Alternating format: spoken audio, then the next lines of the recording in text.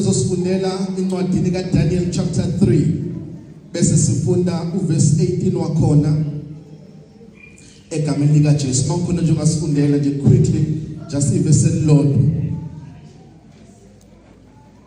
bese siyathandaza egameni lika Jesu. Ufundeka kanje: kepha noma kungenjalo makwazeke kuwe Nkosi ukuthi asiyukukhonza onkulunkulu bakho, ngeke sakhuleka esithombeni segolide osimisileyo. Cela uphinde futhi sisi. Kepha noma kungenjalo makwazeke kuwe Nkosi ukuthi asiyukukhonza onkulunkulu bakho, ngeke sakhuleka esithombeni segolide osimisileyo. Amen. Cela ukhuleke mama. Ngikhuluma few minutes bese ngidlala phansi lapho esifunda khona abathandekayo. Uthi lona obhalayo, Nkosi angeke size sikhuleke, Nkosi angeke size sikhothame esithombeni esibazilweyo, angeke size sikhothame futhi angeke size sikhuleke esithombeni esibazileyo. Tshela makhelwane angeke size sikhothame futhi angeke size sikhuleke, angeke size sikhuleke futhi angeke size sikhothame. Lamagama bathandekayo akhulunywa kuyisikhathi esinzima. Mfundisi uMkhize, abafana bathathu ukuthi wabambe esithanthwe ezweni lakubo, bathathwa bazothunjwa banethwa ezweni laseBabylon. Kuthiwa babelethwa ezweni laseBabylon bashintshwa ngisho namagama abo, banikezwa amagama aseBabylon, babizwa ngoShadrach, noMeshach, noAbednego, obekungesiwona amagama abaqanjwe wona besuka ezweni lakubo, kodwa banikezwa ngoba sebefike ezweni laseBabylon.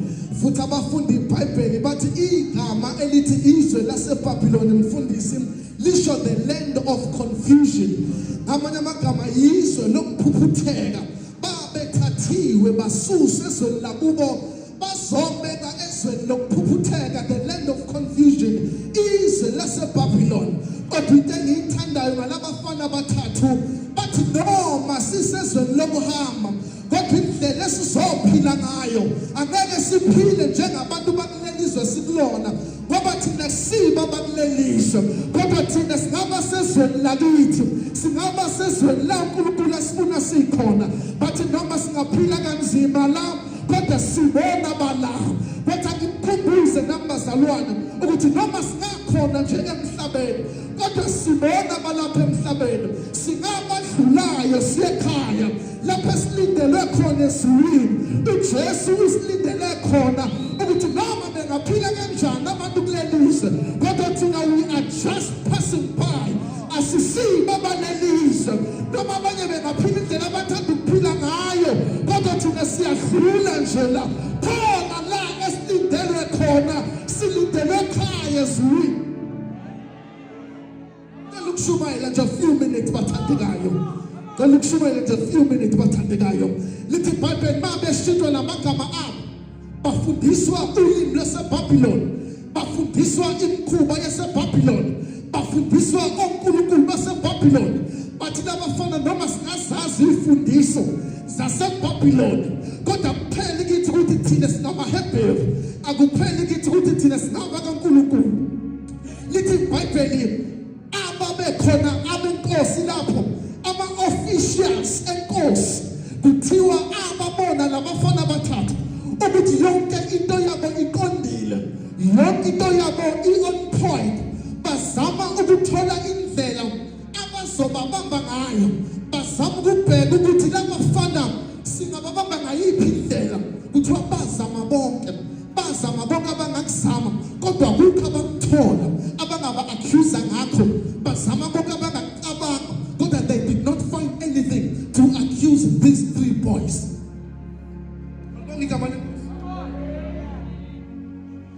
Malibonga igama lenkosi. Kuthiwa bazama konke abangakusama, bezama ukuba-accuse, befuna ukuthola i-fault kulabafana bathathu. Kuthiwa babalandela befuna ukubabona ukuthi yiziphi izinto abangaba-accuser ngazo, ngoba you need to understand ukuthi every time isitha sihlale sifuna ukuthola izinto esingaku-accuser ngazo. bamangalela ngaso. Lithi iBhayibheli babe balandela labafana baba analyze baba understand befuna ukubona ukuthi yini abangabasola ngayo, bathola ukuthi ayikho into abangabasola ngayo, kodwa babona ukuthi labafana into abayenza consistently abangayeki ukuyenza ukuthandaza. Njalo labafana bathathu bayathandaza uNkulunkulu wabo, noma bajabulile bayathandaza, noma bayakhala bayathandaza, noma baswele bayathandaza, ekseni bayathandaza, emini bayathandaza, nasebusuku bayathandaza, noma bayahlushwa kodwa bayathandaza. Bayibonga iphethini yabo ukuthi into abayenzayo labafana bathathu ukuthandaza. Ayikho into esingababamba ngayo ngaphandle koNkulunkulu wabo nomthandazo wabo. Ayingabibikho into waziwa ngayo, kodwa yaziwa njengomuntu womthandazo. Ngoba ikholo elingathandazi angeke likwazi ukuphila ekholweni, futhi ayikho into ezonda uSathane njengekholo elithandazayo. Ayikho into uSathane akayizondayo njengomzalwane othandaza. Ngoba isitha siya-understanda ukuthi mawuke wathandaza kwenzakalani kwelikamoya. Masike sathandaza igodla zesitha ziyanyakaza, masike sathandaza iminyango evaliwe iyavuleka, masike sathandaza izibopho ebeyiboshiwe ziyaqaqeka, masike sathandaza noma ngabe bebekuyigqalekiso ziyaqashuka.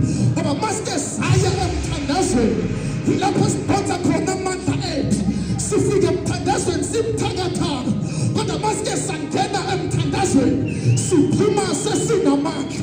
Masike sangena emthandazweni noma singena kade sikhala, kodwa masike sathandaza nje sibuye sesigcwele amandla. USathane ngakuvala kuyo yonke into, kodwa ungavumi ukuvala emthandazweni. USathane ngakuphutha yonke into, kodwa ungavumi ukuphutha umthandazo. As long as I can pray, I can come out. Uma ngisakwazi ukuthandaza ayikho into engeke ize yenzeke. I can lose my money, I can lose my house, I can lose my everything, as long as I can pray. Uma ngisakwazi ukuthandaza sengenzeka noma yini, noma ngalahlekelwa umsebenzi kodwa ngifuna ukulahlekelwa umthandazo, noma ngaluza imali kodwa ngifuna ukuluza umthandazo.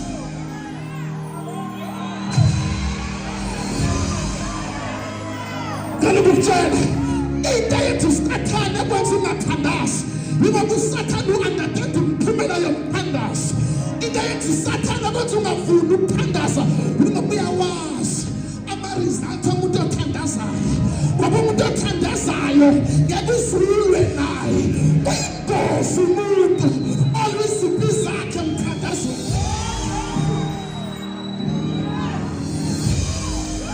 Ave inkinga umuntu olwiziphi zakhe emthandazweni, ungalenzi iphutha lokulwiziphi zakhe ngomlomo, ungalenzi iphutha lokulwiziphi zakhe ngokuconfront abantu, kodwa makufika izimpi ngiyacela mntaka baba, makufika izimpi sukuziyo wena kodwa sone madolweni.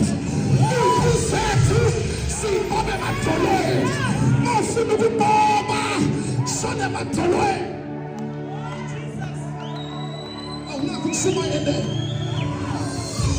Kushumayele bonke abantu abazolimpisa emthandazweni bazalwane ngeke beze bafike bazalwane emthandazweni. It's the battlefield, yilapho lesinamandla khona. USathane mayakushaya akakushayi wena emthandazweni kushahasiya, akakushayi emthandazweni futhi ngamadoda. Yonke impa inqobe emthandazweni uyayinqoba ngaphandle.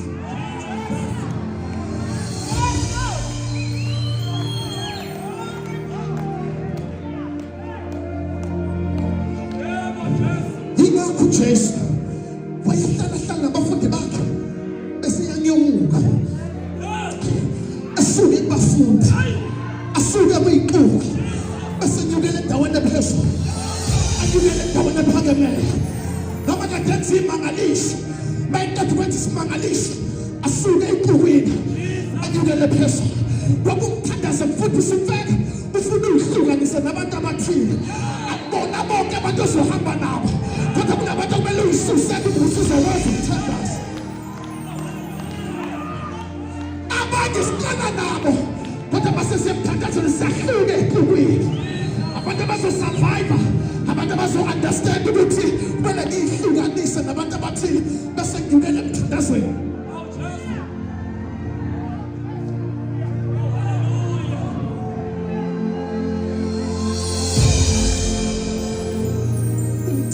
Umfundisi umthetho ungena la ongakwazi ukungena khona, ungamvalela uphumlane, kodwa kuzothi ngila embali worship center bese ngiyathandaza.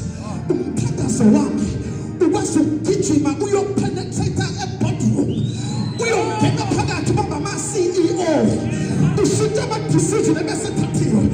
Unamandla umthandazo, unamandla umthandazo, unamandla umthandazo.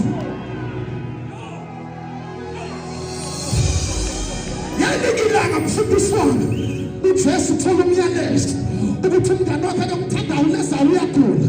Lithi iBhayibheli uJesu ethola umyalezo ukuthi umngane wakhe uyagula, akazange eyembona uLazaro. Lithi iBhayibheli wahlala futhi wangaye kuyovakashela umngane wakhe ogulayo. Iyambuza into kimi mfundisi ukuthi wayekuphi uJesu